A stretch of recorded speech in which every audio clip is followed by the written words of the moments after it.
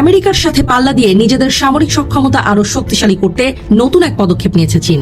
Satellite ছবিতে দেখা গেছে দেশটির জিংজিয়ান অঞ্চলের তাকলামাকান মরুভূমিতে মার্কিন নৌবাহিনীর অত্যাধুনিক আর্লি বার্ক শ্রেণীর ডেস্ট্রয়ারের পূর্ণাঙ্গ রেপ্লিকা তৈরি করা হচ্ছে। বিশ্লেষকদের মতে ভবিষ্যৎ যুদ্ধের প্রস্তুতি হিসেবে মার্কিন যুদ্ধজাহাজ লক্ষ্য করে ক্ষেপণাস্ত্র ও অন্যান্য অস্ত্রের কার্যকারিতা পরীক্ষা করার উদ্দেশ্যেই মার্কিন ডেস্ট্রয়ারের রেপ্লিকা তৈরি করছে বেইজিং। তাদের উদ্দেশ্য হল হুবহু নকল বা রেপ্লিকা তৈরি করে তা উড়িয়ে দেওয়ার অনুশীলন করা। প্রতিরক্ষা পর্যবেক্ষকদের তথ্য অনুযায়ী লুওচিয়াং পরীক্ষা কেন্দ্রের নির্মাণাধীন এই কাঠামোর কাজ শুরু হয় 2025 সালের শেষ দিকে। সাম্প্রতিক স্যাটেলাইট ছবিতে দেখা গেছে যুদ্ধজাহাজটির ডেক, ব্রিজ, প্রধান কামান ও অন্যান্য গুরুত্বপূর্ণ অংশ বাস্তব জাহাজের আদলে নকল রেপ্লিকা তৈরি করা হচ্ছে।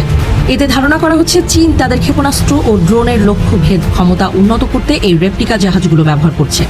আর্লি বার্ক শ্রেণীর ডেস্ট্রয়ার বর্তমানে মার্কিন নৌবাহিনীর অন্যতম প্রধান যুদ্ধজাহাজ। এইসব জাহাজে অত্যাধুনিক এজিস যুদ্ধ ব্যবস্থা, বিমান ও ক্ষেপণাস্ত্র প্রতিরক্ষা প্রযুক্তি এবং সাবমেরিন বিরোধী সক্ষমতা রয়েছে।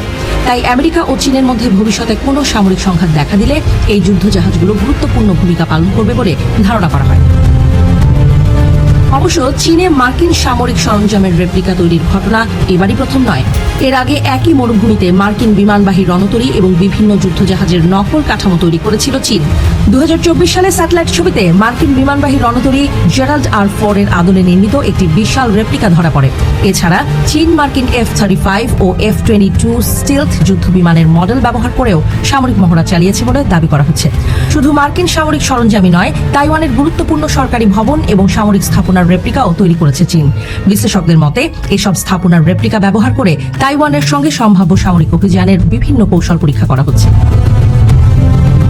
বিশেষজ্ঞদের মতে বাস্তব আকারের এসব রেপ্লিকা চীনের জন্য অত্যন্ত গুরুত্বপূর্ণ, কারণ এর মাধ্যমে ক্ষেপণাস্ত্রের লক্ষ্য শনাক্তকরণ প্রযুক্তি, ড্রোন হামলার কৌশল এবং নির্ভুল আঘাত হানার সক্ষমতা উন্নত করা সম্ভব হয়।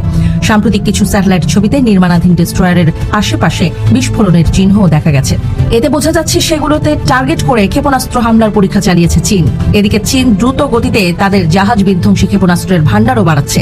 দেশটির হাতে বর্তমানে YJ-12, YJ-18, YJ-15 এবং YJ-19 এর মতো আধুনিক জাহাজ বিধ্বংসী ক্ষেপণাস্ত্র রয়েছে। পাশাপাশি DF-21D ও DF-26 ব্যালিস্টিক ক্ষেপণাস্ত্রকে বিশ্বের সবচেয়ে ভয়ঙ্কর ক্যারিয়ার কিলার অস্ত্রগুলোর মধ্যে ধরা হয়। সামরিক বিশ্লেষকদের মতে প্রশান্ত মহাসাগরীয় অঞ্চলে যুক্তরাষ্ট্রের সামরিক উপস্থিতিকে চ্যালেঞ্জ জানাতে এবং সম্ভাব্য সংঘাতের জন্য প্রস্তুতি নিতেই চীন এসব অস্ত্র ও প্রযুক্তি উন্নয়নে বিপুল বিনিয়োগ করছে। মরুভূমিতে মার্কিন যুদ্ধজাহাজের হুবহু রেপ্লিকা নির্মাণ সেই বৃহৎ কৌশলেরই একটি অংশ বলে মনে করা হচ্ছে।